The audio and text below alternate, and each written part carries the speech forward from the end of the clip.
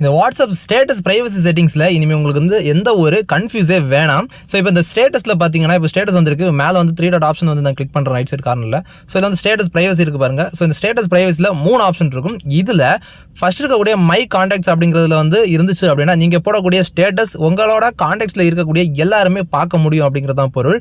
அடுத்து my contacts accept அப்படின்னு இருக்கு பாருங்க. ஸோ அதை நீங்கள் கிளிக் பண்ணீங்க அப்படின்னா இதில் வந்து எக்ஸ்க்ளூடட் அப்படிங்கிற மாதிரி இருக்கு பாருங்க. ஸோ இதை வந்து அதை கிளிக் பண்ணுங்க, மறுபடியும் கிளிக் பண்ணீங்க அப்படின்னா இதில் வந்து நீங்கள் செலக்ட் பண்ணிக்கலாம். ஸோ இதில் செலக்ட் பண்ணுறது எப்படின்னா இதில் நான் 1 2 வந்து செலக்ட் பண்ணுறேன் பாருங்க.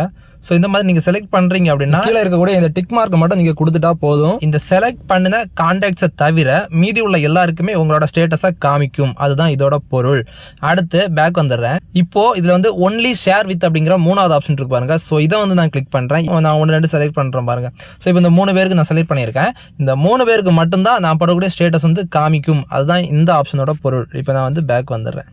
இப்போ பாருங்க ஒன்லி ஷேர் வித் அப்படின்ட்டு 3 பேருக்கு நான் கொடுத்துருக்கேன். அதே மாதிரி மை கான்டாக்ட்ஸ் எக்ஸப்ட் அப்படிங்கிற ஆப்ஷன் வந்து நான் எதாவது செலக்ட் பண்ணியிருக்கணும் அவங்கள தவிர்த்து மீதி எல்லாருக்குமே காமிக்கும். மை கான்டாக்ட்ஸ் அப்படிங்கிறது வந்து நம்மளோட கான்டாக்ட்ல இருக்கக்கூடிய எல்லாருக்குமே வந்து நம்மளோட ஸ்டேட்டஸ் வந்து காமிக்கும். இதில் வந்து யாருமே கன்ஃபியூஸ் ஆகிட வேண்டாம்.